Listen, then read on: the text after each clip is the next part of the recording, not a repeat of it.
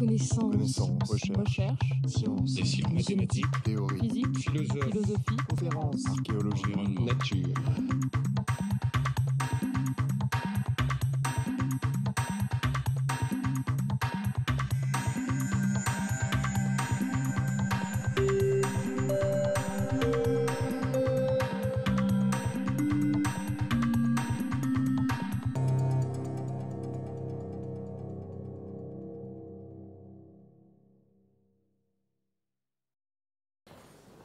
D'abord, je voudrais remercier les organisateurs du colloque pour l'invitation et surtout les autres conférenciers pour leur présentation vraiment passionnante. Je suis historienne des sciences et pour moi, c'est un vrai festin. Et je voudrais aussi m'excuser auprès du public pour ne pas faire ma présentation en français, mais peut-être après avoir entendu mon français, c'est un soulagement. En tout cas, je vais parler en anglais, mais très lentement. Et bien entendu, on peut discuter après, soit en anglais, soit en français. Since the beginnings of modern evolutionary theory in the mid-19th century, there have been two opposed views amongst evolutionary theorists themselves about the relationship between evolution and ethics. And the first is Darwin's own.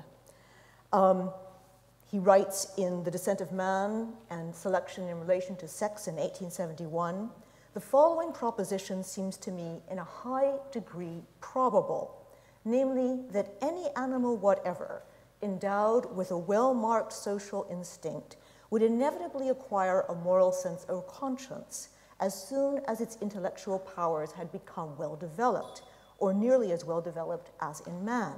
So on this view, we could expect evolutionary theory to tell us a lot about the origins, the development, and the content of human ethics. The second view is that of Thomas Henry Huxley, already quoted by Anne Fagot-Lageau yesterday, writing about 20 years later in Evolution and Ethics. Normally, Huxley was Darwin's vigorous defender, but not in this case. He writes, "Let us understand, once and for all, that the ethical progress of society depends not on imitating the cosmic process, still less in running away from it, but in combating it." So in Huxley's view, human ethics represents a rupture with the natural processes of evolution. It would not only be futile, it would actually be wrong to try to learn anything from evolutionary theory about ethics. Huxley's firm insistence that there are no morals in nature, and indeed that morality depends on actively combating what he calls the cosmic process, resonates strongly with a school of thought about the relationship between the natural and the normative that was in the ascendant in the late 19th century when he was writing, and is still perhaps the dominant view amongst philosophers. Put simply, the central tenet is that the natural and the moral have absolutely nothing to do with one another.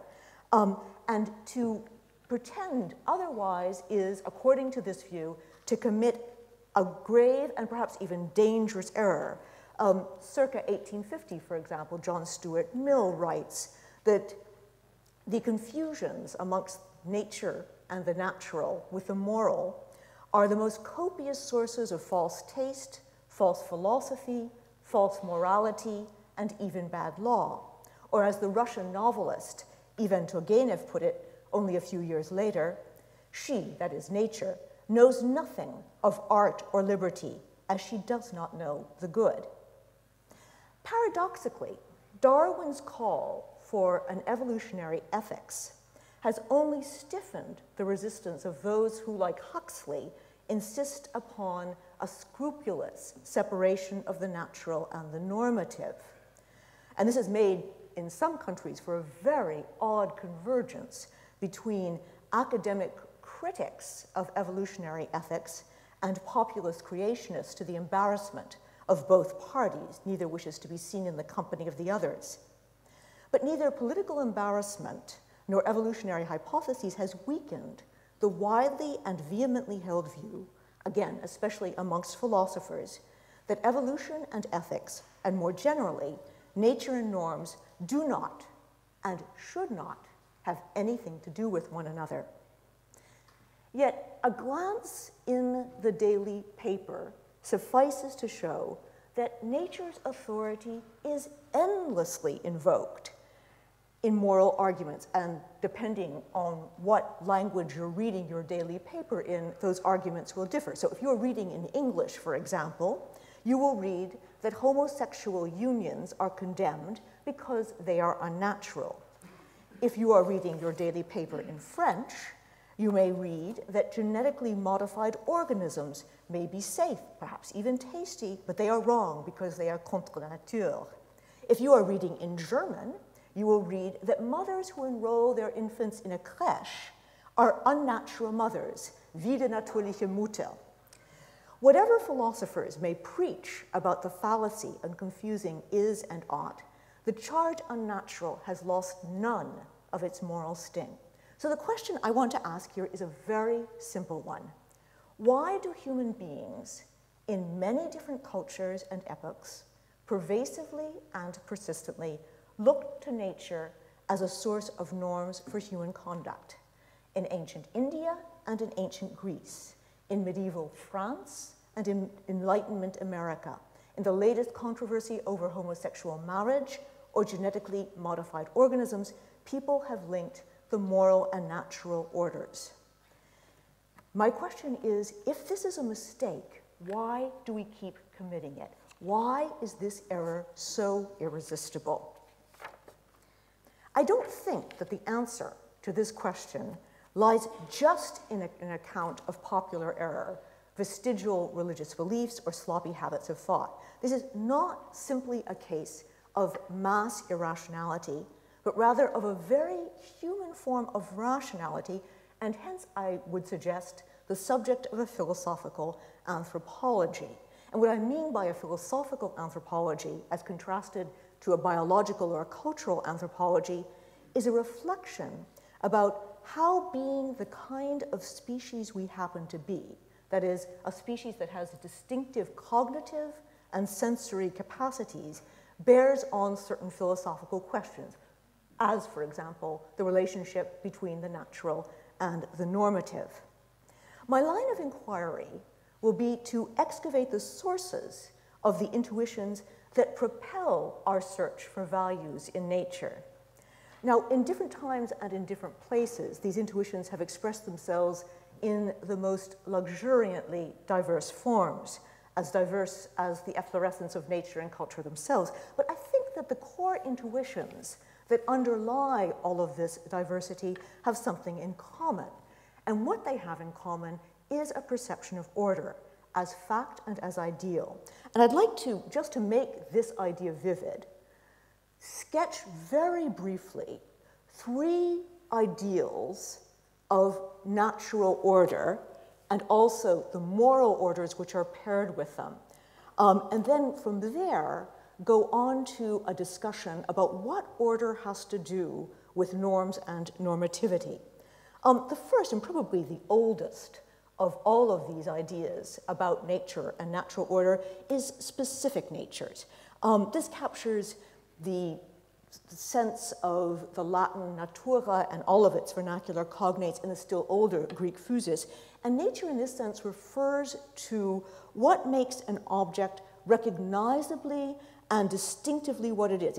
It's ontological identity card, if you will. It's what makes gold, gold, as opposed to copper or silver, what makes a bear, as opposed to a trout or a squirrel. And here you see a beautiful representation. This is an early 15th century illustrated manuscript at the Bayenne, as a matter of fact, from the Roman de la Rose, and it represents Dame Nature, who is at her fort, and she's hammering out the forms of the species. And in the poem, she's minting the forms of the species.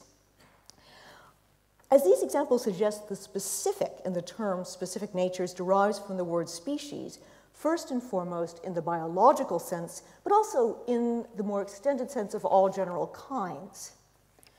The order of specific natures is typically disrupted when generation goes awry. Monsters that transgress the species boundaries, or especially in the Christian tradition, forms of sexuality that do not aim at reproduction, including homosexuality. This is one such imagined transgression from Ambroise Paré, des Monstres Prodiges, allegedly the issue of a pairing of a human being and a pig. But such fantasies recur quite regularly. The order of specific natures has been used to support an ideal of authenticity and to defame an equally long-lived specter of the unnatural, most recently, as I said, in current debates about homosexual marriage. The second order of nature that I'd like to very briefly sketch is that of local natures. These are about the power of place. They refer to the characteristic combination of flora and fauna, of climate and geology that give a landscape its physiognomy. So the desert oasis or the tropical rainforest, alpine peaks or the Mediterranean shore. If the science of specific natures is taxonomy, that of local natures is ecology, that is the way in which organisms and topography interweave to create distinctive local natures. But long before there was such a science as ecology, people registered the order of local natures, which they imagined as the familiarity of home or the strangeness of the exotic. And here we see Alexander von Humboldt's attempt to map global plant distribution, and through the distribution, global distribution of plants, to classify what he called landscape physiognomies. Darwin, who had read his Humboldt attentively during the voyage of the Beagle, made much of how plant and animals most remote in the scale of nature are bound together by a web of complex relations. Local natures exhibit, to use Darwin's own phrase, an economy of interlocking niches and organisms that occupy them. And since antiquity, local customs and local natures have been intertwined. One need only, in this context, mention the name of Montesquieu. The third and last order, which I'd like to mention, but first to complete the parallel, the disruption of local natures is not the monster, but a disequilibrium. If you upset the delicate balance of elements, the whole is threatened with disaster. Nature's revenge. This is a cover picture from a German periodical, and Wenn die Natur zurückschlägt means when nature strikes back. It was published shortly after the flooding of the Elbe, and the suggestion here is that nature has revenged herself. Like specific natures, the model of local natures also has a very long history, from Hippocratic medicine to contemporary worries, as I mentioned, about genetically modified organisms.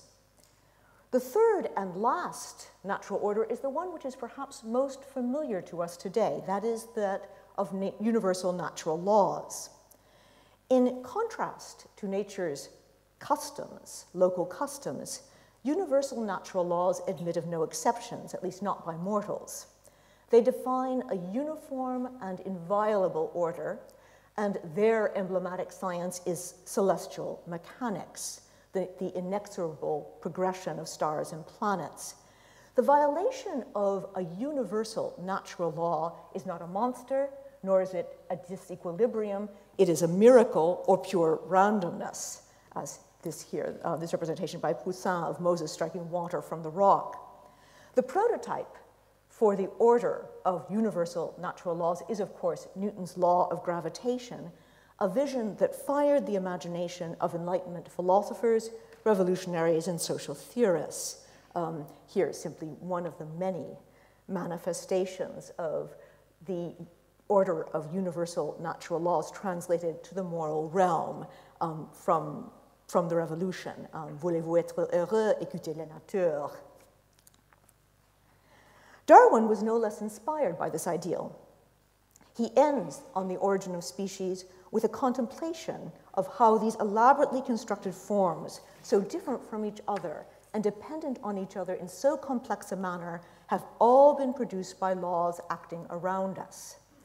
And like the orders of specific and local natures, the order of universal natural laws is still present in today's imagined moral orders, I think most graphically in the campaign for universal human rights, about which we heard this morning.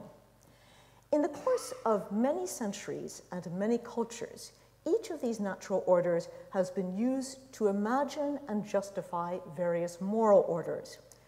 What is distinctive about these three, which I have singled out, is that they've been long-lived, they've been polyvalent, and they've been evocative of powerful emotions when they are violated. The emotions in question are characteristic and vehement. They're also quite unusual amongst the emotions in that they combine strong feeling with intellectual judgment. They are the passions of the unnatural.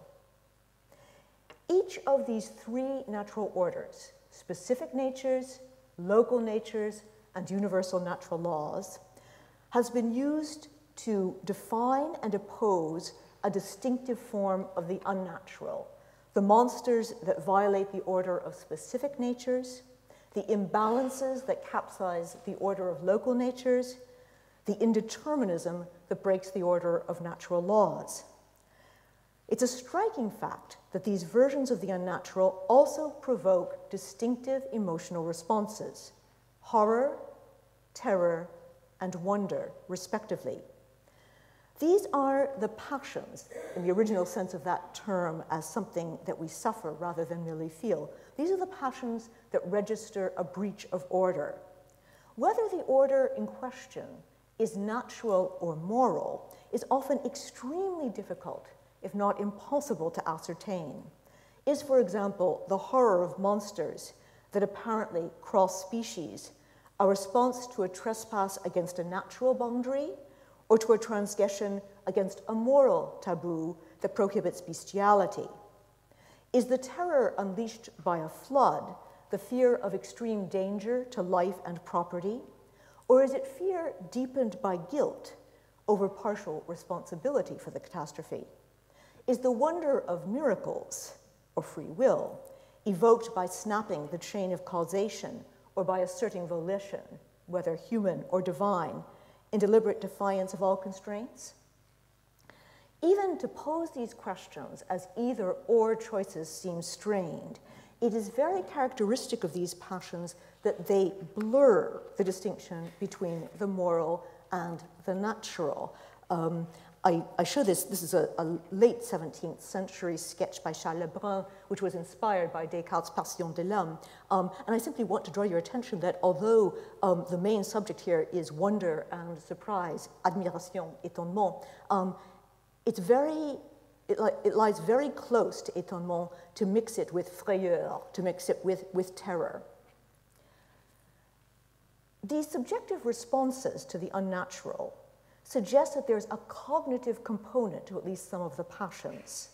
Horror, terror, and wonder are triggered when a major disruption of order, whether moral or natural or both, is registered as such. It is an act of perception and judgment that presumes some acquaintance with the particular sort of orderliness that has been breached. One must, for example, know a great deal about local climate and flora and fauna to register that the swallows have not returned from their annual migration, or that the monsoon rains are very late. Despite dramatic differences in emotional texture, wonder, terror, and horror all contain a moment of astonished disbelief. They are the eye-rubbing passions of incredulity, the passions of I can hardly believe my eyes. And you notice that what is characteristic of all of these sketches are the widened eyes. The specificity and intensity of the passions of the unnatural help to sharpen the outlines of the different kinds of natural order they monitor, as well as to reveal how significant these orders are for lived human experience. So significant that we have specialized and gripping emotional responses to perceived disorders. The very existence of such passions is evidence of sustained and discerning human attention to the orders exemplified by nature. But many of you will still be asking, how can norms be derived from natural order of any kind? At this point, I have to ask you to perform a thought experiment. Imagine a world in which there really was no order whatsoever. Of all the nightmares that bedevil the collective human imagination, that of chaos is the most terrifying. Human history is stained with orders that have been bloody, tyrannical, and ruthless, orders that suffocate like an iron vice. And many philosophers and scientists have judged the order of nature itself to be heartless. Order itself can become a nightmare. But the horrors of excessive order pale beside those aroused by no order at all. A land in which no promise is kept, in which the sun may or may not rise tomorrow, in which the past is no guide to the future, is a no man's land. My argument here hinges on a distinction between the content of specific norms, for example, those norms that prohibit stealing or lying, and a much more general claim to what philosophers call normativity, roughly the justification that gives any and all norms their force. Now, it's a notorious fact that specific norms vary dramatically across cultures and across time. And this holds for norms that invoke nature. You could use nature to justify anything from apartheid-style racism to Green Party environmentalism. But normativity is a much more universal and durable phenomenon. There is no known human culture, past or present, without any norms at all. The very same cross-cultural diversity of norms, which is often cited as evidence for the relativity of all norms, might equally well serve as evidence for the universality of normativity. A culture without norms is as much an oxymoron as nature without regularities. All well and good, you might say, but what does the bare existence of some kind of norm have to do with order, much less with nature? The answer is that if minimal conditions of order are not met, the idea of normativity crumbles. Not just this or that specific norm, but any conceivable norm. Let's return for a moment to the thought experiment of the nightmare of chaos, a situation which is so volatile, so uncertain, that what happened yesterday is no guide for today, and today is no guide for tomorrow, can support neither promises nor predictions, that is, neither morality nor science.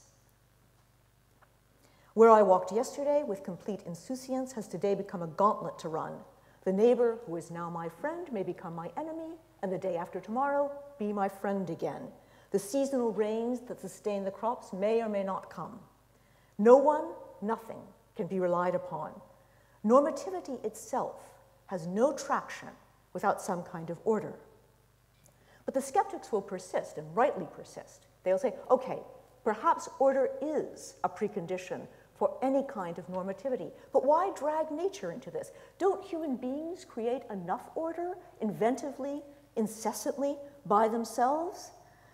It is an empirical fact that humans do use natural orders to represent moral orders. They do so even when the natural order possesses no more or less authority than the moral order it purports to model. Why? There are two reasons why I think nature serves as our best source of models for orders, both moral and natural.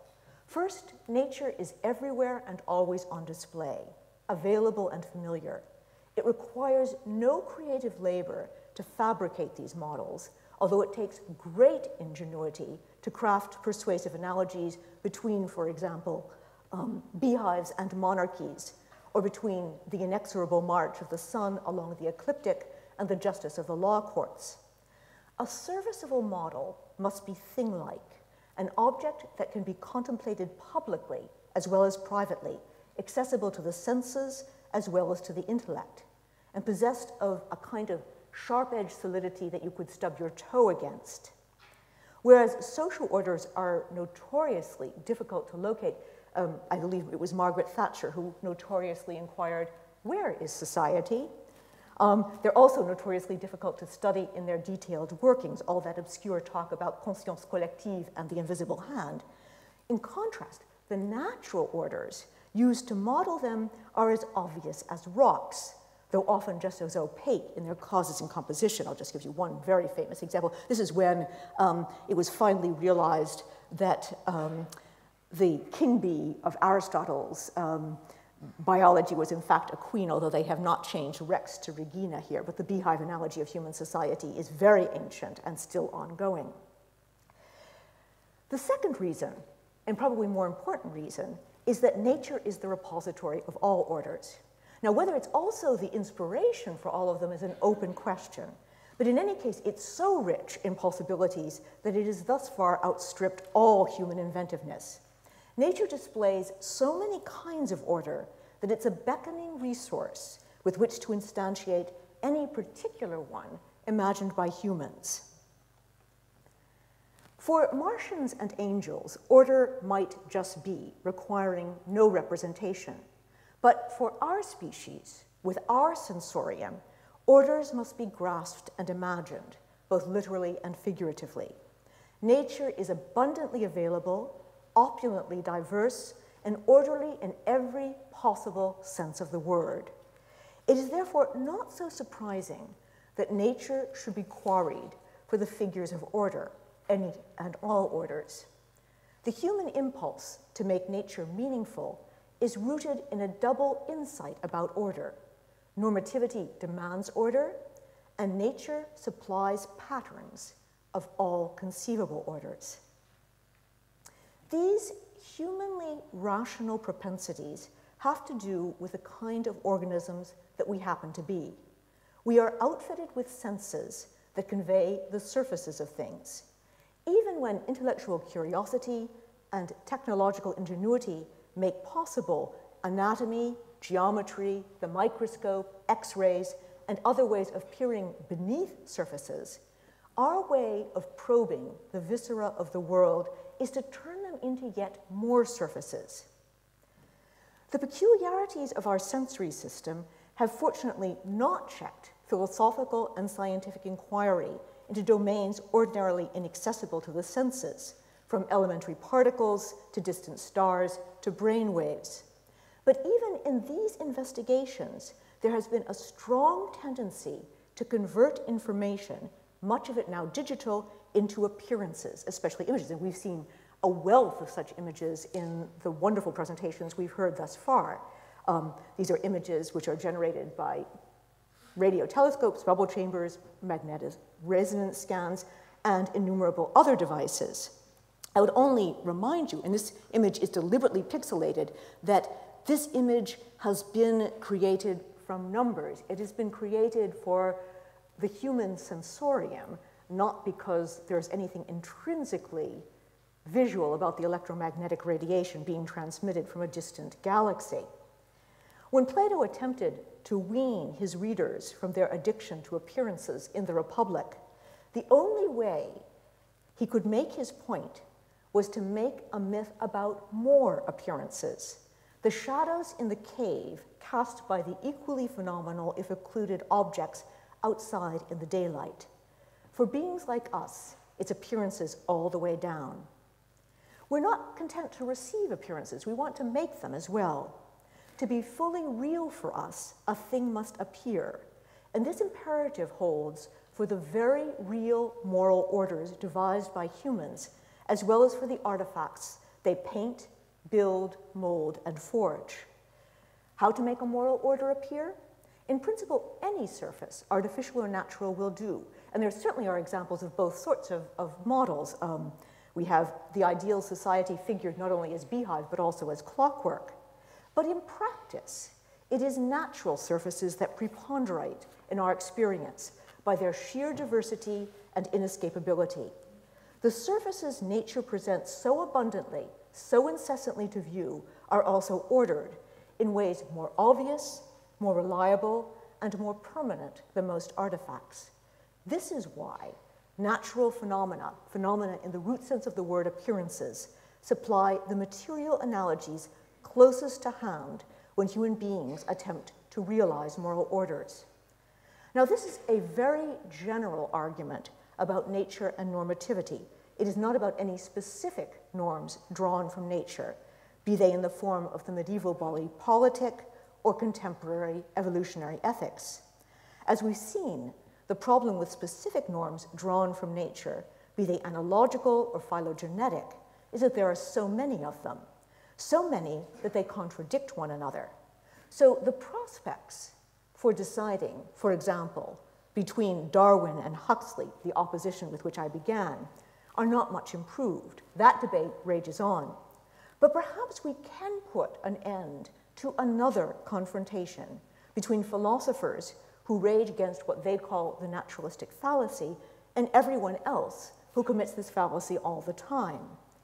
Order is the ground for all norms, whatever their content. This is a purely philosophical point.